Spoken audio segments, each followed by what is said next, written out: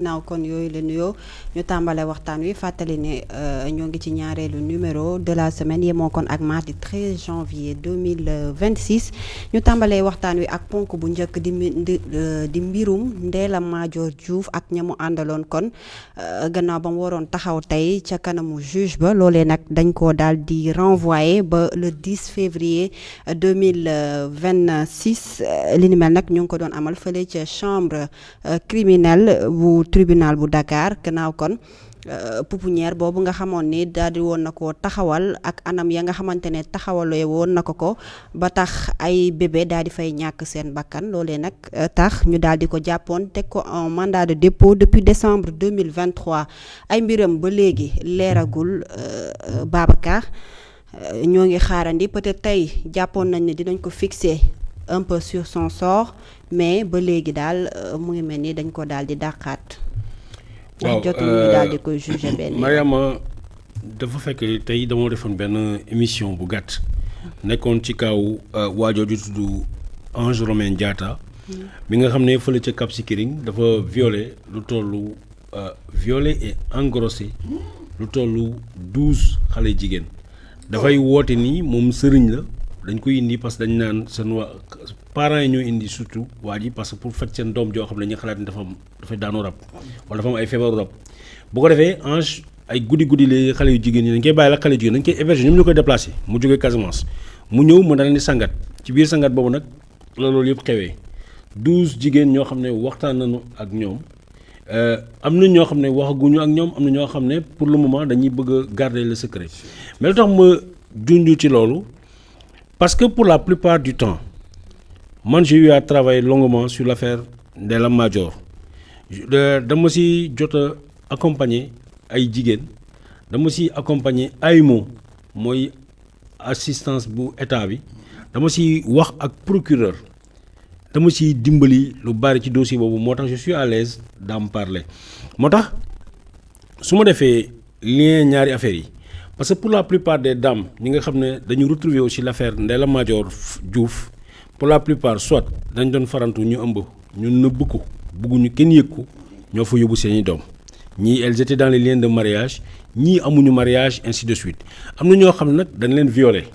dañ demoon ci sëriñ mu nax leen mu tëddee leen ñu jëlee ci ëmb au lieu que ñu jël xale bi di ko rey dañoo dem parce que y a la structure bi ñu xalaat ni c'était médiatisé c'était yaakaar nañ fa ni dañ fa am ndimbal fa la ñu jël yóbbu seen doom mooy ci Ndella Madior ba finalement muy kër yërmande ba finalement ce qui s'est passé dedans parce que Ndella a profité de sa popularité et de son pouvoir de communication mu njëkk bokk na si ñu njëkk a créer radio privée en tout cas communautaire bu santé Safir FM ainsi santé FM après Safir FM ainsi de suite donc ak visibilité boobu ak activisme politique am boobu ak le fait que mu ñu doon reetaanloo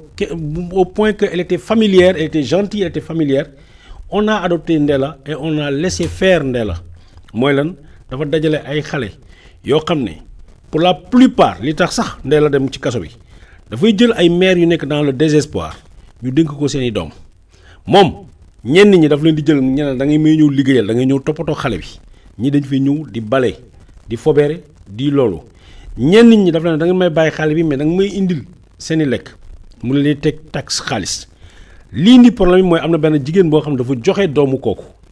compte de l'argent bi kooku demee kooku dellu si bëgg jël doomam mu ne ko doo ko fi jëlee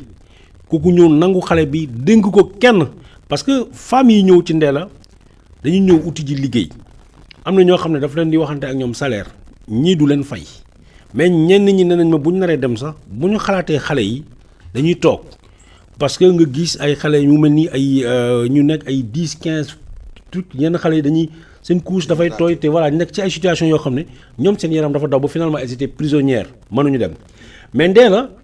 elle avait cette manie là day jël ci xale yooyu contacter yeneen femmes yoo xam ne elles avaient du mal à procréer am doom bu ñëwee mu lijjanti ak ñoom jox leen xaalis bi compte de l'argent mais am na ñoo xam nag bu ñu fa bàyyi seen doom dañu ne bu àdduna changé wala dama nekk ci situation su situation bi changé mënoo jël ci sama doom ñoo ñëw jël ci seeni doom ñu fekk ni doom yi joxe na ko kenn ki dafa jël doom Ndella porté plainte à 2 reprises à la police wax nañoo sàcc doom fekkee nag borom yaayu doom ji moo naan day jël doom Ndella ne ko da nga ma war a fay tel montant soo ko defulee doo jël sa doom kooku nangu doom ji jël ko mais comme elle n'était pas prête à amener l'enfant là chez elle elle a confié à une des nourrices léegi nag nourrice boobu moom puisque le temps bi mu fa nekkoon di liggéey elle avait filmé les locaux moom mu fuiteloo ces images là qui ont fait le tour du Sénégal voilà pour la vérité historique Ndella deful loon pour yàlla tax Ndella am pas les moyens au contraire Ndella mu ngi doon dundee ci kaw xale yi la preuve ñu ci bari gannaaw bi ñu waxee ni dañ ko jox xaalis am na xale yoo xam ne dañ fa dee dans des conditions de maltraitance extraordinaires lu mu def jël leen inhumé leen rob leen ci ay yoo xam ne am na kenn koo xam ne kenn ci gaam yoo xam ne defe naa mu ngi ci kaso bi mu ngi leen wax ni ci moto la jël xale bi la liir bu dee bi dugal ko ci mbuus yëg ci moto Jakarta dem ci armeelu Yoff bi pour suul ko fa ainsi de suite on a parlé de ça des morts à Dakar mais qu'en est-il des morts de Simal parce que pour la plupart du temps jigéen ñi ëmb daf leen di jël mu yóbbu leen Simal dans son village benn kër bu ñàkk kër boo xam ne sama booy dem nañ fa mais kër bu doy waar fa lay accoucher loo femmes yi Simal ci boppam femmes yi ne nañu bu ñu fa nekkee du ñu am lu ñu lekk ak seen doom yi mais le souvenir est resté à Simal combien d'enfants ñaata xale la ñu war a mën a ñëw juddu Simal ñoo dee peut-être Simal ñaata xale la ñu débarrassé wu ci yoon bi moom ak ay complices am là aujourd'hui j'entends oui Ndella Madior Fall ak 15 co-accusés pour la plupart ils ne sont pas là am na ñoo xam ne bu leen placé contrôle judiciaire dem nañ seen yoon parce que jamono jooju takkalewuñu woon nit ñi bracelet dana naan contrôle judiciaire nu bàyyi la am na témoins yoo xam ne je suis sûr est-ce que même ces renvois là parce que c'est le deuxième renvoi de ce procès est-ce que ces renvois là ne sont pas du fait que il y a la difficulté d'avoir les témoins parce que am na si ñoo xam ne ñoom daw nañu am na kenn koo xam ne man j'en discuté souvent ak moom benn ku jigéen koo xam ne lu yàgg na di toppatoo xale yi elle était en Gambie am ñeneen ak ñeneen ainsi de suite donc c'est au-delà de l'affaire Ndella c'est le drame du système sanitaire sénégalais qu'il faut juger avec Ndella Madior Diouf le cas Ndella wax naa la xaalis la doon uti business woman la dana def business ci kaw xale yi mais pour te dire vrai Ndella mii nga xam ne tey mu ngi dans la prison des femmes bu Rebeuss bu Camp Pénal gëmuma ni Ndella est à 100% en possession de ses facultés mentales su ma ko waxatee encore ñu ne oui daf ko bëgg a sauver bëgguma ko sauver parce que Ndella il faut nga fekk ko ci biir prison boobu nga xool nu muy def watu ndel lu ñor mu wax lu ñorul mu wax genre lu ko neex tu à l'écouter à la voir tu sens nettement que kii n'est pas de ce monde. gis nañ fi sax fan yële mu ne dafay porter plainte kii di avocat am ba avocat bi di wax ni peut-être dafa commencer perdre espoir. non li man li wóor parce que man dama am samay source d'information partout y compris en prison te ñooñu du nit ñoo xam dañ may wax pour lu ma neex wala du ñu may jox information pour lu neex kenn Ndella c'est pas mon ami man bokk naa ci ñi xeex système bi. bokk naa ci ñi informé jusque le dernier enfant bi nga xam ne Ndella teewoon na ko fa dënk ko doomam bu jigéen xale bi bébé Juma la ko tuddee même bu ñu bi service état yi demoon récupérer tous les enfants bébé Juma dañ ko nëbboon gars yi gisuñu ko man maa woo procureur ma jox leen information ne xale baa ngi foofu pour ñu dem jëli ko noonu la ñuy récupérer xale boobu mooy le dernier enfant mais aussi 2 ans après qu'est-ce que sont devenus ces enfants personne n'en parle.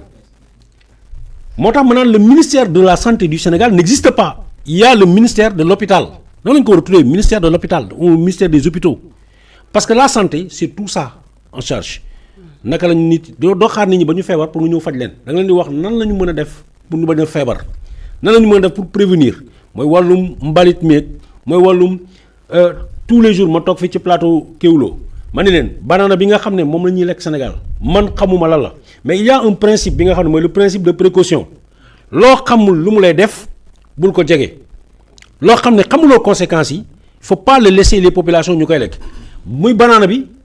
muy xaal bi xaal nu mu ngande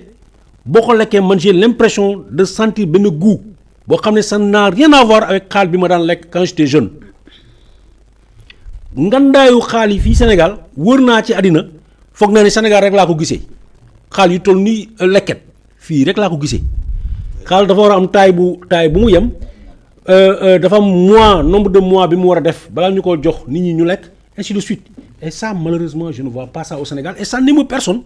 banana yu ngan na ngay gis boo ko lekkee ba pare muy bàyyi genre goût dalay xesen sa put bi wala muy bàyyi comme médicament et loolu le ministère de la santé doit s'arrêter sur ça ñu xool lan mooy problème bi comme de la même manière xale yooyu nekk tey ci dans les orphelinats AMO amul structure sanitaire amul lu ñu wax comme genre ASE en France ce qu'on appelle aide sociale à l'enfance il y en a pas au Sénégal ASE n'a pas les moyens lu muy def mooy da koy yóbbu ci ay pouponnières yooyu ñooñu ñan lañu mooy genre nit yi débrouillé yow rek yoo xam ne yow soo amee say couches chaque affaire yooyu sa xel dem ci ñoom sa yaram daw mu yóbbu nga yóbbu leen ces enfants là sont en train de grandir dans des pouponnières alors que pouponnière dafa am nombre d'années bi nga fa war a def ensuite ñu tas leen ci kër yi mais il y a aucune politique alors qu'il y a énormément de parents yoo xam ne ils n'ont qu'un seul rêve ñu jox leen xale yi ñu yor leen il faut que cet état là ce gouvernement là revienne à devenir humain que le ministère de la santé ne soit pas le ministère des hôpitaux mu nekk le ministère de la santé di xalaat wax nit ñi da ngay gis par exemple ailleurs dañu lay wax ni manger 3 fruits et légumes ça donne de la santé éviter leen lii éviter leen kañ la ñu conseil sénégalais naka la ñu war a def pour éviter diabète fan kañ nga gis publicité boobu naka la ñuy def pour ñu éviter pour ñu éviter tension da nga ko gis naka la ñuy def pour éviter AVC da nga gis ñu di ko def fii ci télé yi donc le ministère de la santé du Sénégal doit réfléchir à ça et puis nit ñi ñu liggéey sincèrement pour sortir ce pays-là de cette situation. Donc comment on appelle Mariam, ça au-delà de l'affaire comment on appelle Ndella, il y a toutes ces affaires-là, tous ces dossiers-là yoo xam ne dañ koy négligé suba moo indi ñu amaat beneen Ndella Madior Diouf. cas bu ni mel. Sohaibou l'affaire Ndella Madior ak li nga xamante ne